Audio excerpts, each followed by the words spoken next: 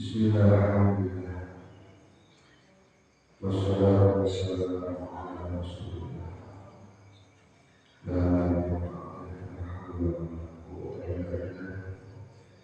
Qala rabbi shrah li sadri wa yassir li amri wahlul 'uqdatam min lisani yafqahu qawli.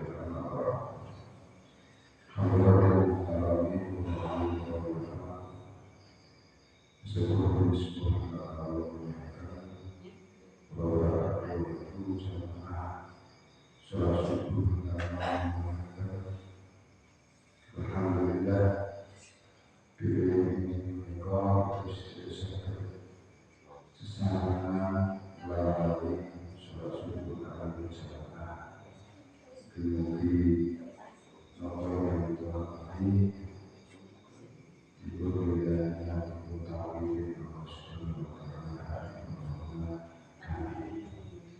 Subhanallah Salawat salam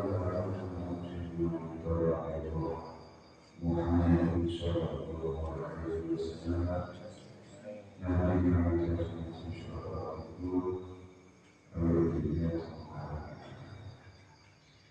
Bismillahirrahmanirrahim. Qala Rasulullah rahimahullah wa nafa'ana bi ulumihi fid dharain.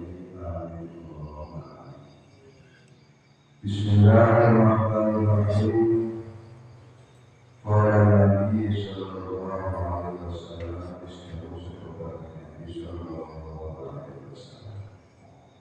Dawe aksiru ngakeh masuk kabeh min tilawah Al-Qur'an sampai maca fi buyutikum dalam hasil kabeh. Fa'inna baita mawwa sa'amune oma alatika la yuqra'u kama tenwasakan fi dalam Al-Qur'an yakin mawasiti wa khairu kebaikan dulu wa yasuduna angkat tersyadu ke arah Allah wa yadribu nadribu ala ahli dengan kasih ahli Allah Allah dalam Anas. Kanjeng Nabi Ojo ngakeh-ngakeh orang suruh kabeh maca Al-Qur'an ing dalem omah sira kabeh. Tegese kita diusulkan rumah kita untuk diperbanyak dalam membaca Al-Qur'an. Karena rumah yang tidak dibaca Al-Qur'an niku sekedhik kebaikan akeh kekalahan utawa akeh syukur nggih akeh mboten saya akeh sini jadi napa cara rumah sering diwaca indilalah nengere dadeke betahe ahli rumah. Bahkan wayati kualani omah sing jalan dewasa niku menyebabkan rupa sumpah kanggo ahli abadi. Tidak menunjukkan omah kok sumpah kanggo bisa jadi orangnya jangan dewasa diperbanyak. niki sahabat itu bulan Ramadan. Kadang-kadang orang itu ilmu malah ada umat sekolah Quran yang diterima di Quran. Kadang-kadang seminggu lakukan di mutar macam yang bukan kok kemudian seminggu selesai. Padahal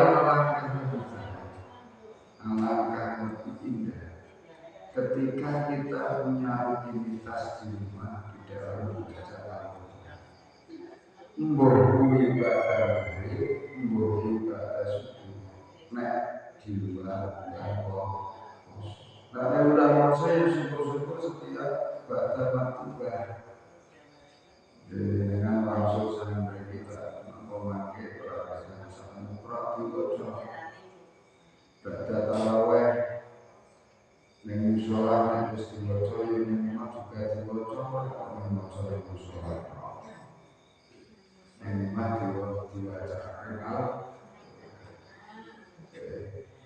dan pada duhur sholat duhur maca Quran yang proses yang sangat itu atau dulu dan tadi memang rapat maca Quran memang itu kata berkanji Nabi Dawud omah jarang dibacakan itu kalau dia bersih kalau situ mulai dibacanya bacaan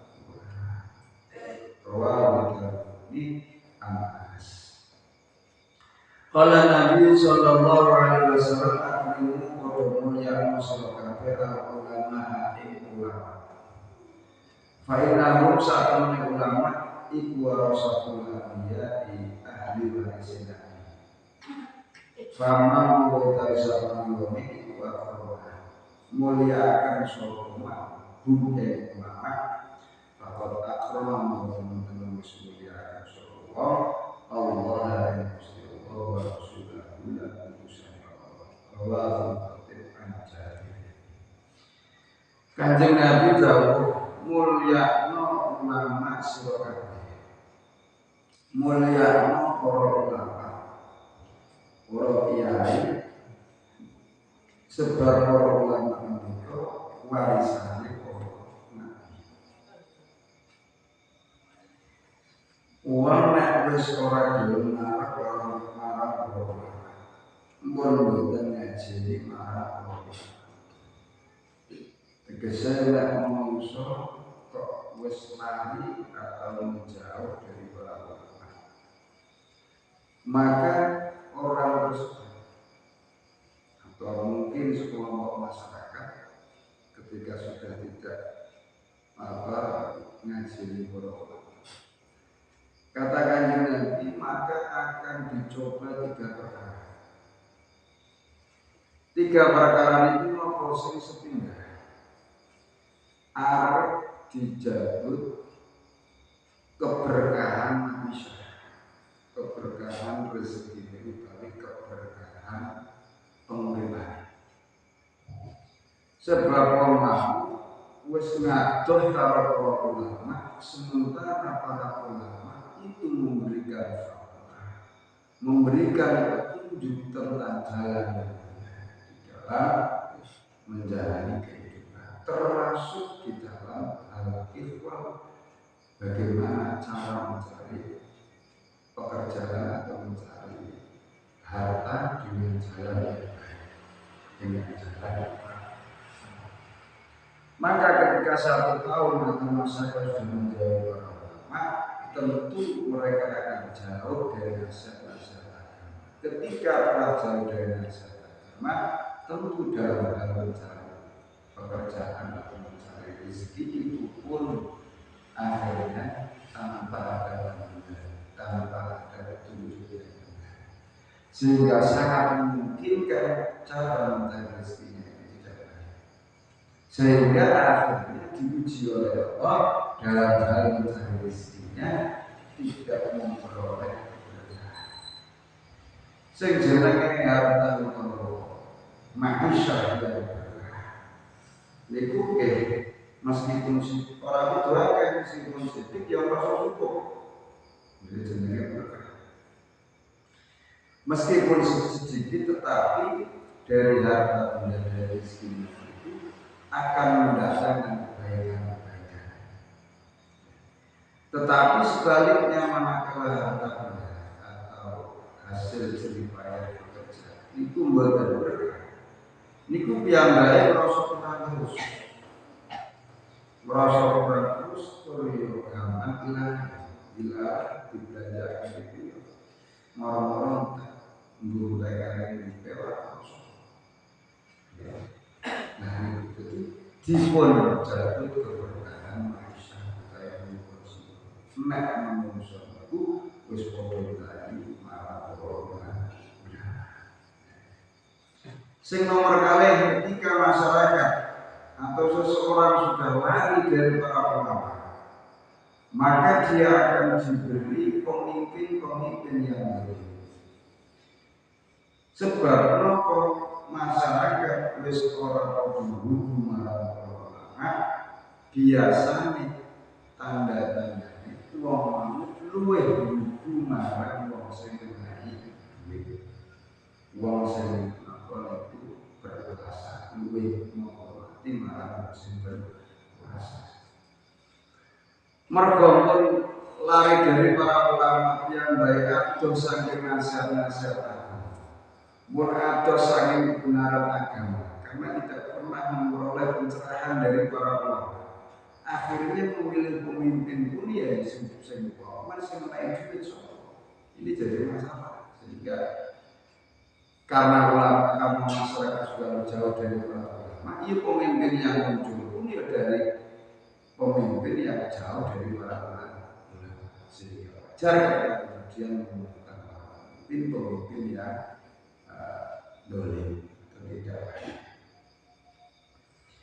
Ujian atau cobaan yang ketiga ini yang lebih membahayakan ketika masyarakat atau seseorang telah jauh dari para ulama atau tidak mau menghormati para ulama.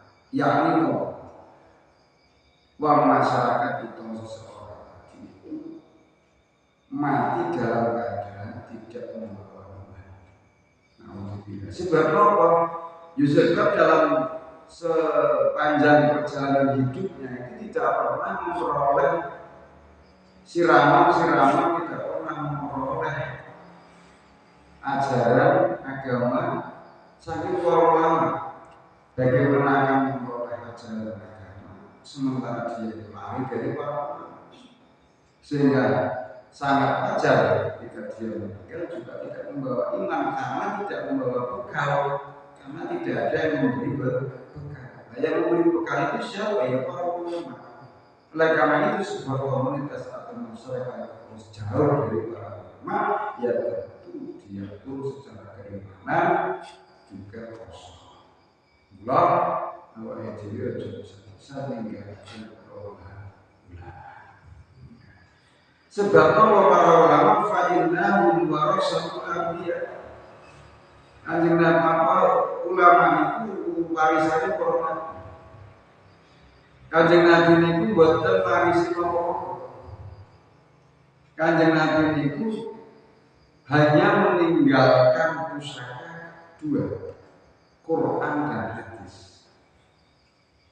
Meninggalkan pusaka dua yakni Quran dan hadis. Lah yang bisa menjelaskan tentang Quran dan hadis kepada masyarakat, apalagi yang sudah jauh dari masa yang dia itu ulama, sehingga ulama ya ulama itu adalah waris para nabi, waris dalam arti yang meneruskan perjuangan Kanjeng Nabi, yang meneruskan menegakkan nilai-nilai apa yang telah diajarkan oleh Kanjeng Nabi.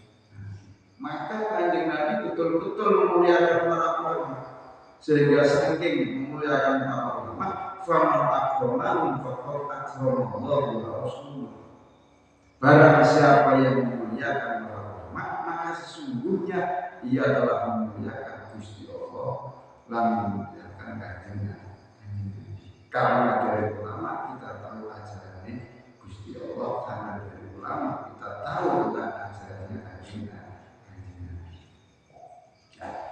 dalam pemahaman ahli sunnah wal jamaah, manusia atau umat Islam bisa paham dengan ajaran Kanjeng Nabi, di mana antara waktu atau kurun antara kita dengan Kanjeng Nabi ini sangat terpaut jauh,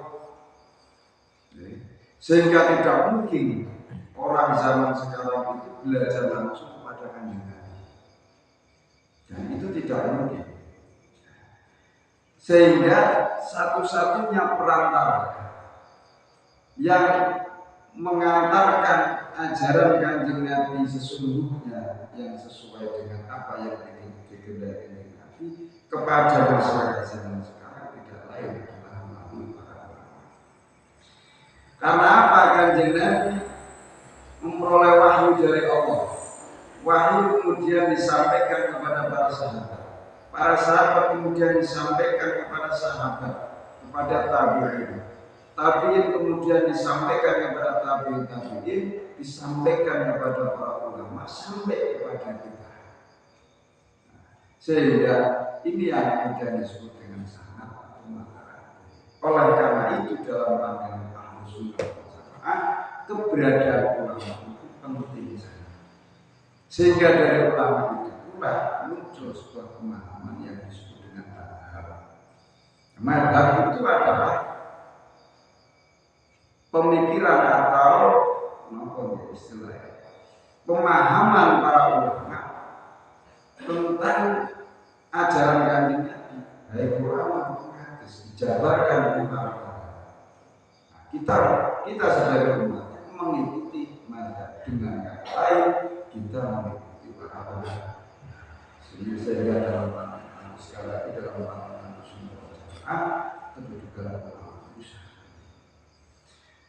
Sehingga apa? Tidak ada lagi kata-kata memahami ajaran Quran langsung merujuk pada Quran dan hadis. Karena tidak mungkin orang sekarang memahami Quran dan hadis langsung merujuk kepada Quran dan hadis. Tentu ada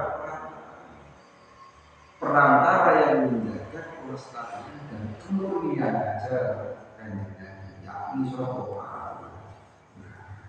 Di ahli sunnah wal jamaah untuk bisa memahami ajaran Kanjeng Nabi, ya harus melalui ulama, harus melalui ulama, terutama awal dewi mengikuti madhab ulama Imam Syafi'i, mayoritas Imam Syafi'i di Indonesia.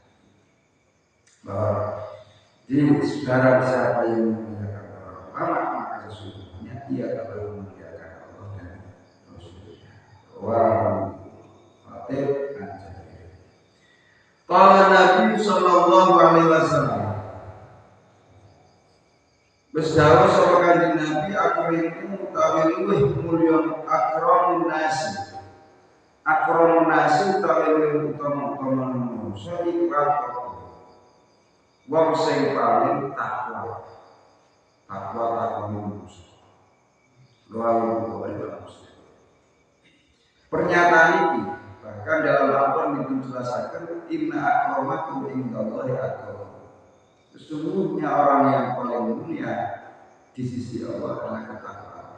Kanjeng Nabi dawuh akramun nasi atqakum. Luwih utama manusia yang memiliki derajat paling tinggi ketakwaannya.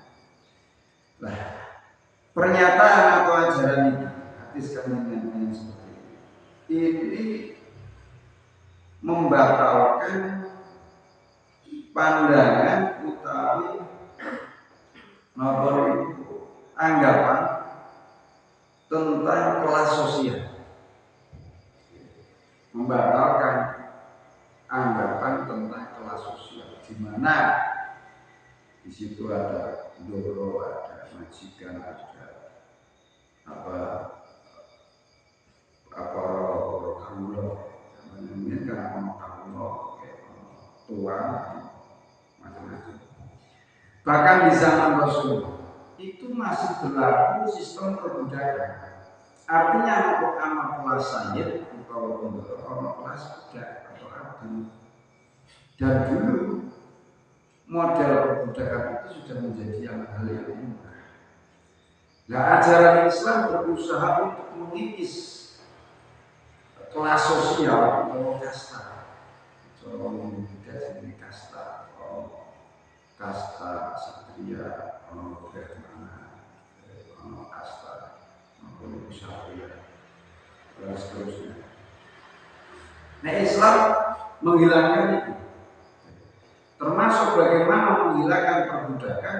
Islam memberlakukan ketika seseorang melakukan sebuah kesalahan, dendone yang pertama atau yang utama adalah memerdekakan budak. Baru setelah memerdekakan budak dengan denda yang lain.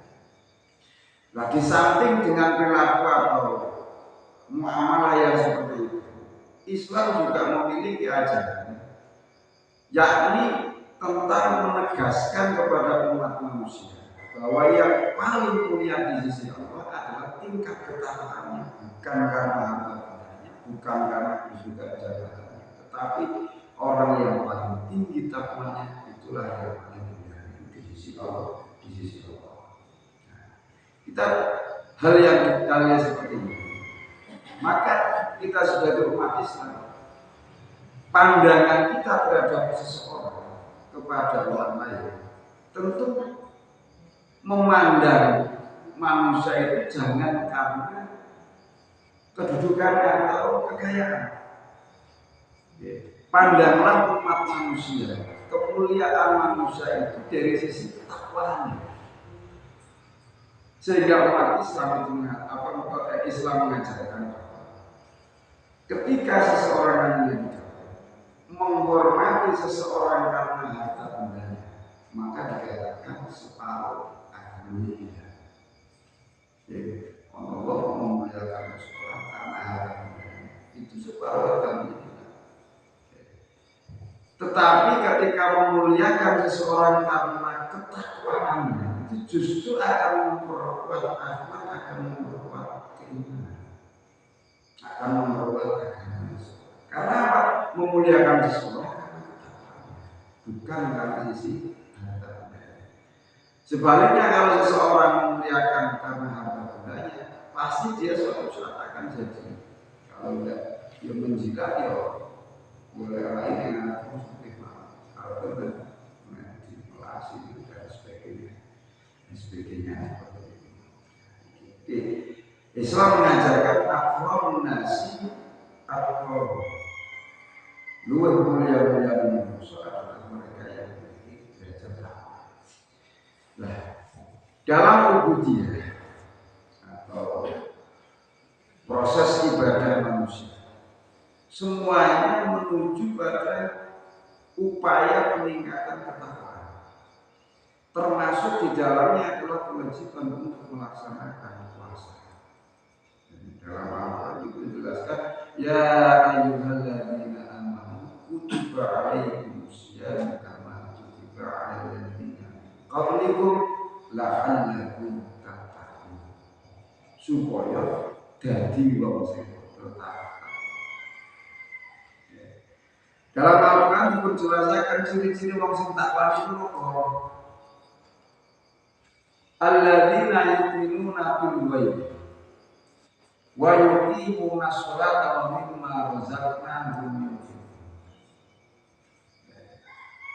Ciri-ciri wong sing takwa, alladzina yu'minuna bil ghaib, yang pertama adalah mereka yang iman tentang perkara yang gaib. Perkara yang itu iman kepada Gusti Allah, iman kepada malaikat, iman kepada surga dan seterusnya. Walladzina yuqimuna shalah, di samping iman marang perkara gaib, wong sing takut yakni gelem mendirikan sholat. Karena sholat ini adalah perintah Gusti Allah kepada umat manusia. Perintah pokok, ya, perintah pokok. Bahkan sholat ini menjadi barometer kebaikan seseorang. Karena apa? Karena ibadah sholat ini adalah sebuah tindakan yang langsung berhubungan kali Gusti Allah. Maka bisa dikatakan sholat itu perintah pokok, di mana sholat ini menjadi barometer. Nek manusia baik dikon sholat, niku wis menggoda kulon, itu menunjukkan bahwa dirinya itu sudah ada ciri-ciri belakang manusia Allah. Ada kemungkinan kebaikan-kebaikan yang dilakukan baik kebaikan yang semua. Wong sing diperintasi, sing menjadi pokok mawon boten dulu.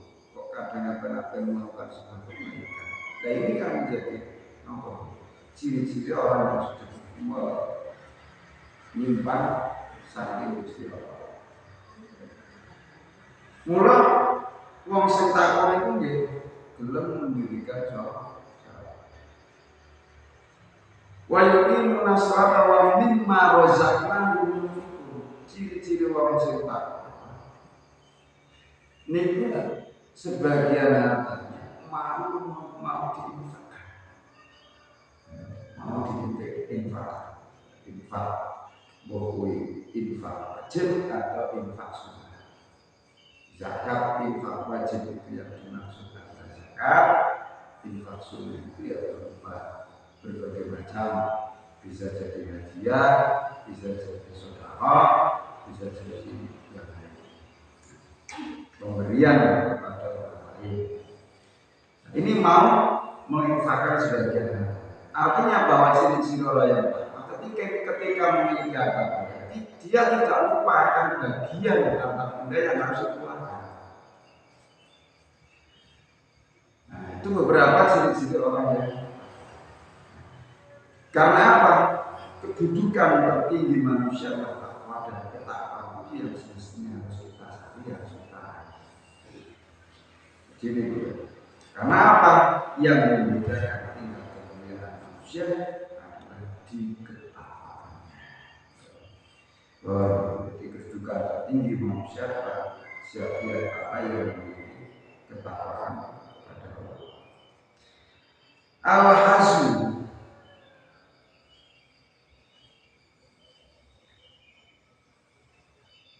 utawi kanganan teguh pendapat iku antusyawir yen to gelem musyawarah sapa sapa zawakin ing wong kang duweni pendapat sumati mau manut sapa sapa ing zawak lawan dari kanjeng Nabi Malik ini pertemuan akhirnya uang sing jenenge wong duwe pendapat yang orang yang memiliki pemikiran yang orang yang punya pola pikir adalah mereka yang mau bermusyawarah, mereka yang juga mau menerima masukan, mereka yang mau diberi nasihat. Diberi nasihat atau musyawarah dengan siapa? Dengan dawai mereka yang memiliki pemahaman, memiliki pendapat, memiliki pengetahuan. Kemudian orang tersebut memilikinya. Jadi orang yang memiliki pendapat yang baik al-hazm itu adalah mereka yang musyawarah. Artinya apa? Bahwa musyawarah ini sesuatu yang sangat penting, baik untuk kemaslahatan kehidupan masyarakat. Jadi kalau ada apa ya, kalau bisa diputuskan secara musyawarah, jangan diambil atau diputuskan sendiri. Orang sih bisa bicara pendapat, jadi benar. Sebab dalam musyawarah itu kalaupun ada sesuatu yang dijalankan ternyata keliru atau tidak pas, wis orang masih soleh sebab wis hasil keputusan musyawarah. Tetapi nek dhewek kan meskipun benar nek ana sesuatu yang kurang, benar ada sesuatu yang kurang, kadang-kadang itu pak itu sebab dhewe diputuskan dhewe. Mulane kok ya Rawahu Abu Dawud. Qala jauh sama kanjeng Nabi sallallahu alaihi wasallam, al-Islam nadhifun. Al-Islam utawi Islam iku nadhifun bersih. Fatanadhafu mongko bersih sapa sira kabeh. Fa inna sakumne kelakuan iku layak orang mati. Al jannata ing surga apa illa nadhifu angin kang bersih ora ana. Umat Islam atau orang bicara bahwa Islam itu bersih, maka bebersiono fanadhafu maka berperilakulah yang bersih. Al-Islam nadhif, Islam maka bersih, maksudnya bersih secara zahir juga bersih secara batin. Bersih secara zahir yang pertama adalah bersih awal dhewe. Secara zahir ya adus, wisu dan terus. Kemudian pakaian yang dikumbai orang apa pakaian bulan-bulan dimasukkan sendiri dikumbai ini orang bersih ya bersih dalam hal tempat tinggal ya dibersihi musim bisa dibersih ya bersih ya coba kontrol di rumah atau di sekolah kalau yang tenang ada kontrol ini bukan cerminan Islam itu betul bersih. Di samping tempat pakaian juga pikiran secara batin, pikiran dan hati juga harus berusaha dibersihkan. Harus berusaha dibersihkan. Karena fa'inna mulayadkhulul jannah illa nadhifun, karena sesungguhnya tidak akan masuk surga kecuali dalam keadaan yang bersih. Bersih dalam keadaan zahir, bersih dalam keadaan batin. Di antara kebersihan itu adalah kesucian. Allah yang sholat itu suci, pakaiannya bersih, pandangannya bersih. Itu memang khusyuk. Sebenarnya apa ajaran kita terapkan betul-betul dalam kehidupan sehari-hari. Maka lingkungan kita ini bersih. Lingkungan kita ini bersih. Atau dengan kata lain, bebersih itu bagian dari ibadah. Panjenengan membersihkan tempat itu bagian dari ibadah. Jadi orang ibadah orang mau sholat, cukup apa, tapi Bismillah nama itu aku bebersih rumah. Ini wis termasuk ibadah. Dilekkan ibadah dari Gusti Allah. Mulai yang bebersih rumah, tapi dunia ini Bismillah bersih kalau insya Allah itu asal bagian pahala orang ibadah. Mandi, mamai bersih di saponi. Kadang-kadang prinsip kebersihan ini justru diterapkan oleh bukan muslim. Negara-negara maju yang notabene adalah bukan negara muslim itu justru kadang menerapkan kebersihan. Jadi jargon amal dan iman itu adalah dari umat Islam, tapi kadang-kadang yang menerapkan bukan umat Islam. Negara-negara maju itu orang bersih, orang bersih. Semestinya kan kita yang lebih berhak, umat Islam yang lebih berhak untuk menerapkan kebersihan di lingkungan kita. Karena kita umat Islam punya hadis amal minal iman, al-Islam nadhifun. Islam itu adalah bersih. Kadang-kadang justru umat Islam itu komproh dulu. Komprohnya sunat dibersihi. Bahkan kebersihan itu adalah bagian dari sesuatu yang bisa menarik rezeki. Dengan ingin rezeki lancar ya umat-umat kemudian berusaha usahanya bersih. Insya Allah rezeki lancar. Baru wa wallahu a'lam bishawab.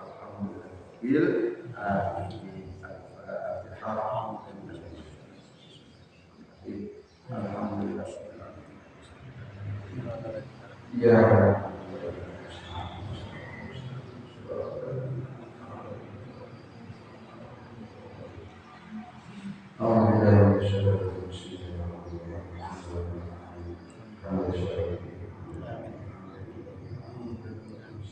Ya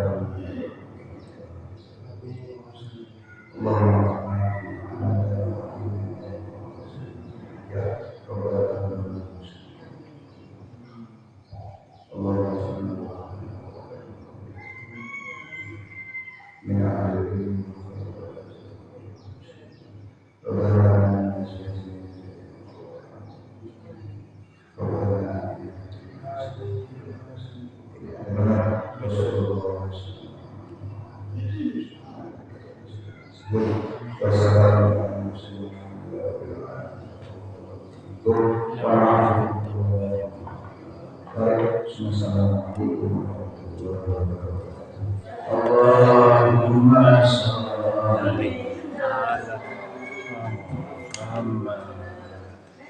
Ya Rabbi